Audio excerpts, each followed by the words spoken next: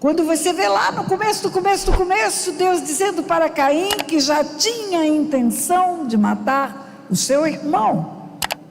Deus fala para Caim: o pecado jaz à porta, a ti te cumpre dominá-lo. Quando você vê no livro de Apocalipse, Jesus dizendo: eis que estou à porta e bato, se você abrir eu vou entrar, e vou entrar na sua casa. O homem abre portas para trevas e abre portas para a luz, está nas mãos dele.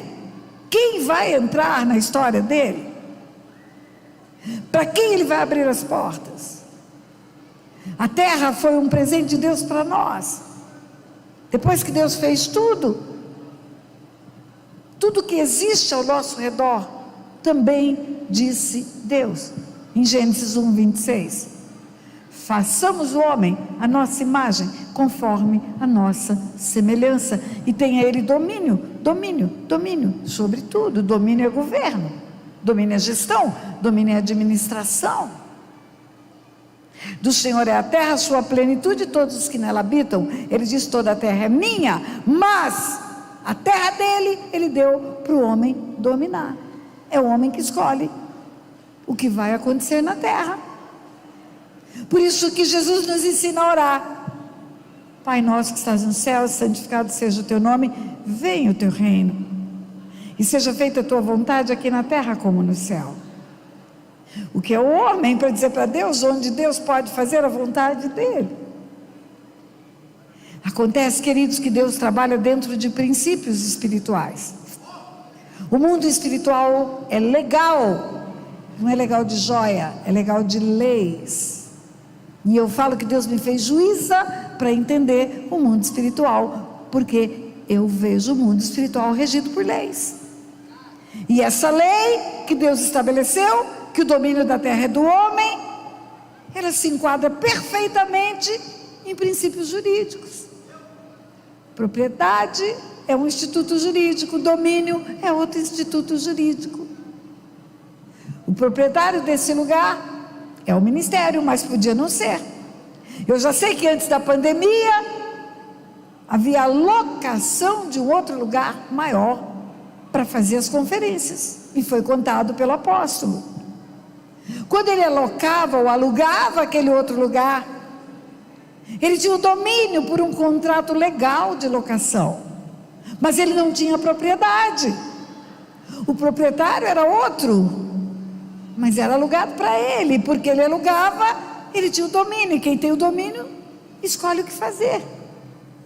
O dono do lugar não poderia entrar na conferência e dizer: para tudo, muda, tira as cadeiras do lugar, troca a iluminação.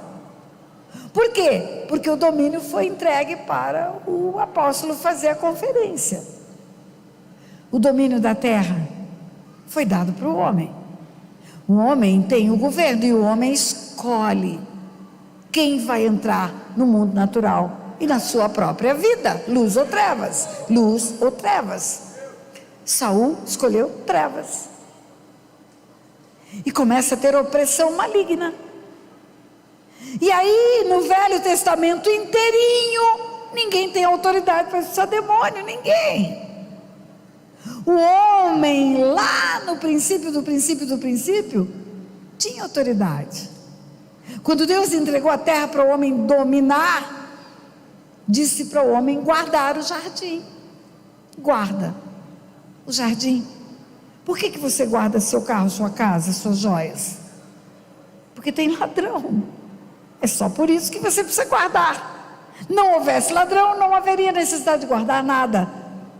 E Deus mandou o homem guardar o jardim, porque o ladrão, aquele que vem para matar, roubar e destruir, Satanás, antiga serpente, o diabo, já havia sido expulso do céu. O anjo de luz já tinha rebelado-se contra Deus, e já havia ordenado Deus que os anjos que permaneceram obedientes expulsassem o anjo de luz.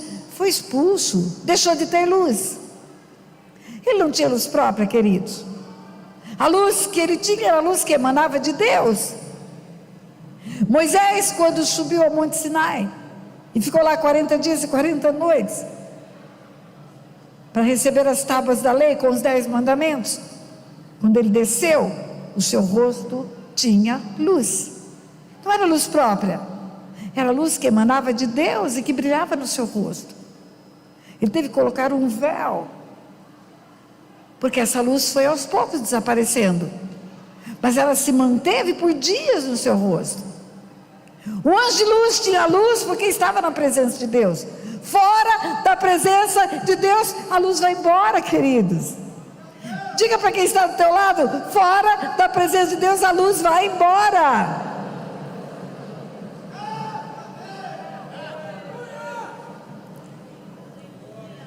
E o anjo que foi expulso do céu continuou sendo anjo. A natureza dele é angelical. Os anjos são valorosos em poder. Só que ele passou a ser convertido para as trevas. É como um soldado treinado para ser da tropa de elite do BOPE e se transforma em rei do tráfico. Sabe tudo sobre armas, sabe tudo sobre estratégias de combate, sabe tudo de luz e trevas, mas escolhe trevas. E quando Deus faz o homem à sua imagem, conforme a sua semelhança, e dá a ele o domínio da terra, esse anjo já havia sido expulso do céu, por isso Deus falou para o homem: guarda o jardim. Mas ele não guardou. A primeira incorporação espírita da terra foi no Éden. Satanás entra numa serpente. E por que precisou incorporar? Porque tem outra lei espiritual. Um espírito sem um corpo é ilegal no mundo natural. Os céus são os céus do Senhor, mas a terra deu a ele, aos filhos dos homens. Mundo natural, animais podem andar no mundo natural, homens podem andar no mundo natural, seres naturais podem andar no mundo natural, seres espirituais não podem sem um corpo. Por isso os demônios incorporam. Por isso Jesus teve que nascer em carne. Por isso o Espírito Santo incorpora a igreja. Quem aqui está incorporado do Espírito Santo? Vou repetir a pergunta: quem aqui está incorporado do Espírito Santo? Glória a Deus. Porque eu estou. No Velho Testamento inteirinho, o homem não tem autoridade para expulsar demônios. Sabe por quê? Porque negligenciou a autoridade espiritual. O inimigo entrou no jardim e não foi expulso como deveria ser. E Deus recolhe a autoridade espiritual, não deixa na terra mais. Essa autoridade espiritual só volta em Jesus, no dia do batismo, quando se cumpre a profecia de Isaías 61. Só a partir dali, os homens na terra viram um homem com autoridade para expulsar demônios. É Jesus, o Filho de Deus, mas também Filho do homem. E esse é um dos motivos pelo qual ele veio em carne, para como homem receber de volta a autoridade, porque a terra é do governo dos homens. E aí no Velho Testamento inteiro, ninguém expulsa demônio, ninguém tem autoridade. Você vai ver no Velho Testamento Deus dizendo: eu repreenderei o devorador. Ou o profeta dizendo: o Senhor que escolheu Jerusalém te repreenda, Satanás. Ou o que aconteceu quando Saul ficou preso. Alguém diz assim: olha, tem um jovem, filho de Jessé o belemita, ele é meio estranho, ele é um adorador, ele fica tocando um instrumento que ele mesmo faz, ele fica cantando sozinho lá nas campinas, mas quando ele toca acontece algo diferente. Queridos, deixa eu fazer um parênteses aqui. Você teve um momento especial de adoração aqui. Você sabe que a única oferta real que o homem dá para Deus é adoração? Só. Quando você vem trazer a sua vida, entregar a sua vida para o Senhor, naquele culto da sua conversão, você pensa que está dando alguma coisa para Deus, porque você está entregando a sua vida para Deus? Você não está dando nada, você está devolvendo. Se eu te der o meu celular, e você me trouxer de volta ao altar, você me deu alguma coisa? Não, você só me devolveu. Quem te deu a vida? Quem dá o dom da vida? Deus. Quem te fez para ser vivo e para ter a glória dele? O pecado destitui o homem da glória de Deus. Em Adão todos pecaram e todos foram destituídos da glória de Deus. Na verdade, ele deu para você a vida e a glória dele, a manifestação dele em você. Quando você vem ao altar, você está devolvendo para ele aquilo que ele te deu, a vida. A vida é dom de Deus. Quando você traz os filhos para apresentar no altar, você não faz filhos. Os nossos filhos são espíritos que têm uma alma e que estão dentro de um corpo, uma casca que vai descascar e vai voltar para o pó. Os filhos são herança do Senhor, presente de Deus, espíritos formados por Deus na terra. Não tem um espírito formado por Deus que não passou pelo ventre de uma mulher. 8 bilhões estão sobre a face da terra. Só tem um portal legal para um espírito vir para a terra, é o ventre de uma mulher. E aí, quando esse filho nasce, a gente leva para o altar, vou apresentar, vou entregar para o Senhor. Você vai devolver, ele foi dado por você pelo Senhor. Ele que te deu.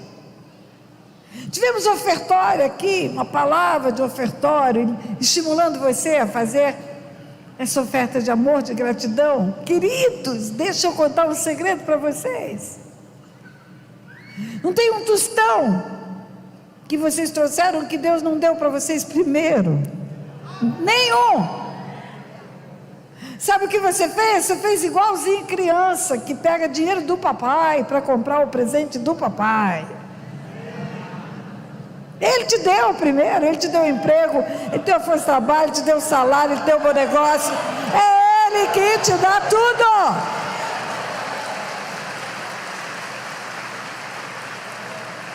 Mas a adoração não. Ele não te adorou primeiro, ele te amou primeiro. Você sabe que é por isso que Deus procura adoradores, porque ele recebe a única oferta real, que é a adoração. Davi era um adorador. Não era instrumento, não era equipamento, não era caixa de retorno, não era nada, era o coração de Davi. Quando ele começava a cantar para o Senhor, a salmodiar, os céus se moviam. Deus vem receber a adoração, queridos. Ele vem. E aí alguém fala para Saul e para os assessores de Saul: olha, esse homem está mal, está difícil, o mundo espiritual está ao redor dele. Manda buscar Davi.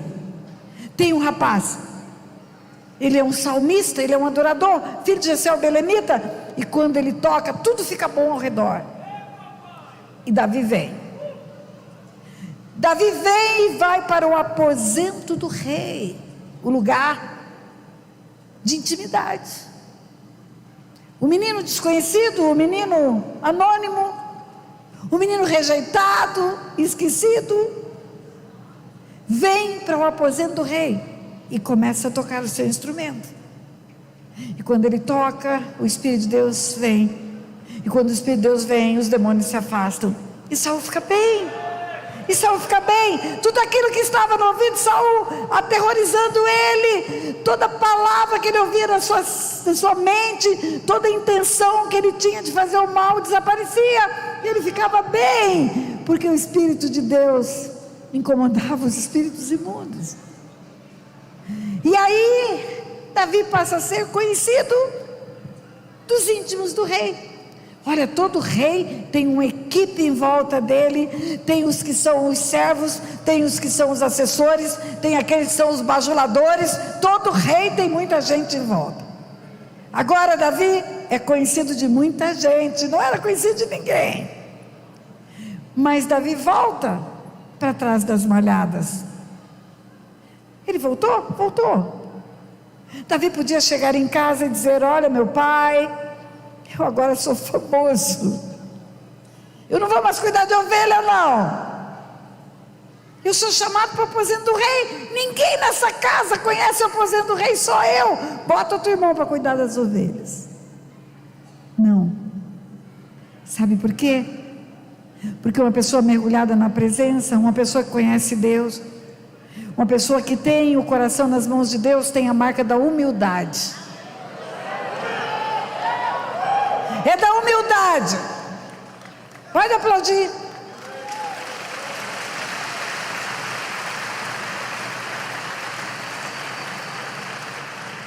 Você sabe qual é a base do pecado de Lúcifer? É soberba, é orgulho. Eu quero ser como Deus. Ele continua querendo ser como Deus em todas as religiões, todas as falsas, porque só tem uma verdadeira. Ele quer ser como Deus, ele continua querendo ser Deus. A Bíblia fala que Deus resiste ao soberbo, Deus abate o soberbo.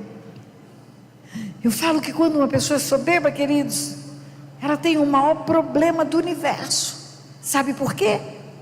Porque chegam pessoas endemoniadas para nós tratarmos, chegam pessoas com muitos demônios.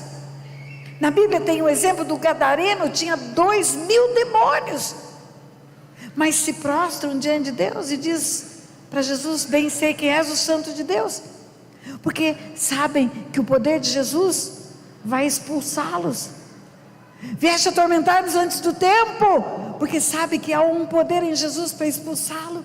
Então quando chega qualquer tipo de endemoniado, quando chega qualquer tipo de legião de demônios na nossa frente, no nosso ministério, que há mais de 30 anos trabalha com cura e libertação, eu digo: não temas, não temas, você vai ficar livre, porque ele vai sair em nome de Jesus. Hoje eu postei no canal oficial do YouTube, no meu canal, Tânia Tereza, a história da Marli. Marli é uma mãe de santo, ex-mãe de santo, 50 anos servindo as trevas.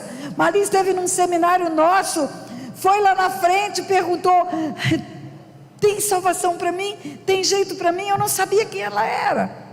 Sabia que era uma mulher de 70 e poucos anos, que foi chorando à frente: tem solução para mim? Tem solução para mim?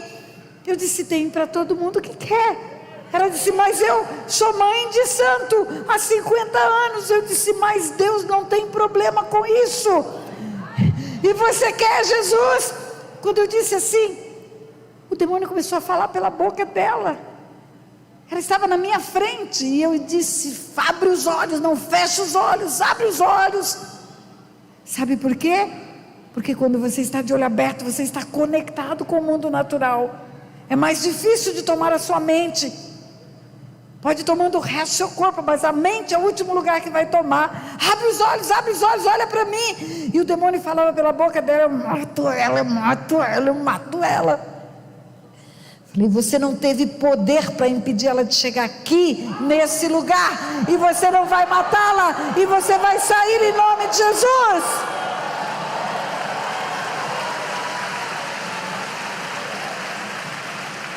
E ele saiu. Marli entregou a vida para Jesus, Marli foi batizada, Marli já está dando testemunho. Hoje eu postei o primeiro vídeo dela no meu canal do YouTube, dando testemunho, contando a história da sua libertação.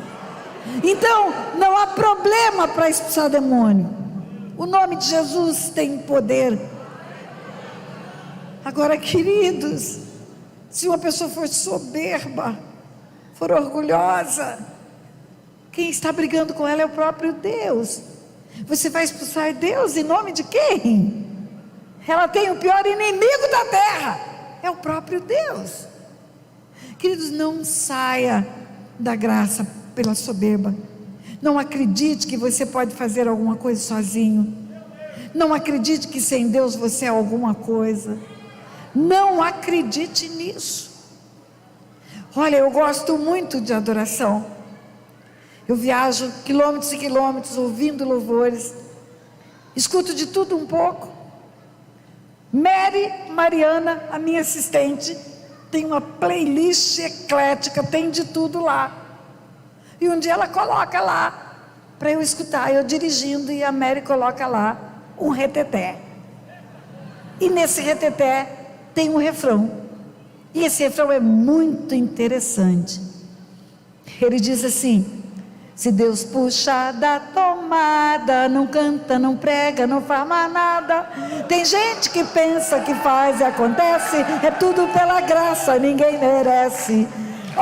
Canta comigo, eu vou te ensinar. Se Deus puxar da tomada, não canta, não prega, não faz mais nada. Tem gente que pensa que faz e acontece, é tudo pela graça, ninguém merece, ninguém merece. Vamos lá. Se Deus puxar da tomada, não canta, não prega, não faz mais nada. Tem gente que pensa que faz e acontece, é tudo pela graça, ninguém merece.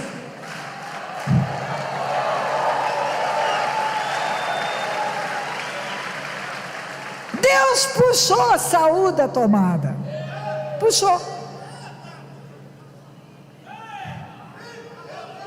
Saul perdeu-se, soberbo, orgulhoso, vaidoso, esqueceu que quem o havia feito rei sobre Israel era o Deus Todo-Poderoso. E Davi vai, dedilha o instrumento, Saul fica bem, mas Davi volta para trás das malhadas e Saul fica mal de novo. Aí tem uma guerra. Quando Deus está com um governo, quando Deus está com um líder de uma nação, aquela nação tem uma proteção especial. Os céus trazem uma proteção especial. Agora Saul estava fora da presença de Deus. E os filisteus sempre foram a personificação do exército das trevas. Os filisteus sempre foram aqueles que afrontaram o Deus vivo. Os filisteus foram aqueles que trouxeram dissabores, vergonha. E agora, porque Deus se afasta de Saul, os filisteus começam a vencer. Que isso no mundo espiritual tem uma balança. Quando o povo de Israel fazia o que era mal perante o Senhor, o inimigo vencia. Quando o povo de Deus fazia o que era correto diante do Senhor, o inimigo perdia. É assim no mundo espiritual. A tua proteção vem de Deus. O Senhor fala no Salmo 81, não é 91. Se o meu povo me escutasse, se Israel andasse nos meus caminhos, eu abateria o seu inimigo. Você não ia ter problema com o inimigo se andar na presença de Deus. Não vai ter. E Saul começou a ter problemas com o inimigo. O exército dos filisteus se levanta contra Saul. E é uma guerra. E nessa guerra, o exército de Saul, que é o exército de Israel, que é o exército de Deus vivo, é envergonhado, porque no exército do inimigo tem um gigante, é um principado. Deus trabalha pela instrumentalidade de pessoas, e Satanás também. Usa aquele homem para afrontar o exército de Deus vivo. O gigante é um duelista, o gigante é um homem de batalha. O gigante tem 2,70 metros. E ele afronta o exército de Israel. Tem homem aí? Não tem um homem aí para guerrear comigo? Para duelar comigo? Eu e ele só? Não precisa o exército brigar com o exército. É homem com homem. E eu vou brigar com o cara que topar. Ninguém tinha 2,70 metros. E o exército de Israel está apavorado. Saul está envergonhado porque Deus tirou a proteção.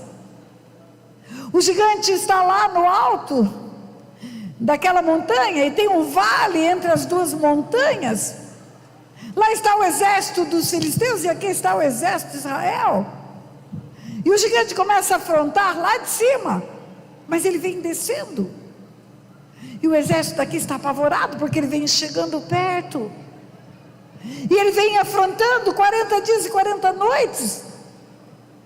E o exército que 40 dias e 40 noites escuta aquele gigante dizer: não tem homem aí. Está cheio de homem apavorado. O medo, queridos, é fé no diabo, sabia? Você sabia que medo é crer que o diabo tem poder para fazer o que ele quer fazer? A fé é a certeza das coisas que se esperam, a convicção daquilo que não se vê, é a definição bíblica, mas eu tenho uma definição pessoal de fé. A minha definição é: fé é crer que Deus é quem diz que é e que fará o que diz que fará. Ele não empenha a palavra dele para não dar certo. E aquele exército está apavorado, e o gigante está avançando, e Davi, além de ser esquecido, escondido, anônimo, o pastorzinho, ele ainda é um menino de recado. É um menino de recado. A batalha está terrível. Todos os homens com idade de guerra foram convocados para a guerra. Todos os homens com idade de guerra foram convocados. Escute isso. Dos 8 filhos de Jessé, só 3 foram para a guerra. Só 3 tinham idade de guerra. E se você fizer uma conta, você vai chegar no caçulinha, que é Davi, e não vai descobrir mais do que 14, 15 anos de idade. Por isso ele não estava na guerra. E aí o pai o envia para o campo de batalha. Vai lá, meu filho, traz notícia dos irmãos que estão na guerra. Leva uns queijinhos para o comandante, para ele deixar você entrar, chegar até os teus irmãos. E aí você leva para os irmãos umas passas, umas castanhas, e me dá notícia. As famílias apavoradas, os filhos no campo de batalha, não sabem o que está acontecendo. Não tem WhatsApp, não tem internet, não tem vídeo, não tem nada, só pombo, correio e sinal de fumaça. Vai lá, Davi, vai lá, vai no campo de batalha e traz notícias. E Davi vai no campo de batalha, e ele chega exatamente na hora em que aquele gigante está aos gritos, afrontando o exército de Israel, dizendo: não tem homem nesse exército, só tem frouxo nesse lugar. Uma indignação toma conta de Davi. Eu falo que é uma indignação santa. Querido, escute o que eu vou dizer para vocês. Deus não trabalha na terra sem a instrumentalidade dos homens. Sabe por quê? Porque a terra Ele deu para o homem governar. Por que você acha que Ele fica procurando alguém que se coloque na brecha para interceder por uma cidade? Por que você acha que Ele fica procurando pessoas que intercedam por pessoas? Você acha que Ele é insensível? Por que Ele diz: se o meu povo que se chama pelo meu nome se humilhar, orar, se converter, se o meu povo orar? Por que precisamos orar? Porque é a nossa expressa manifestação de que queremos que Ele venha e opere. Por isso podemos dizer: venha o teu reino.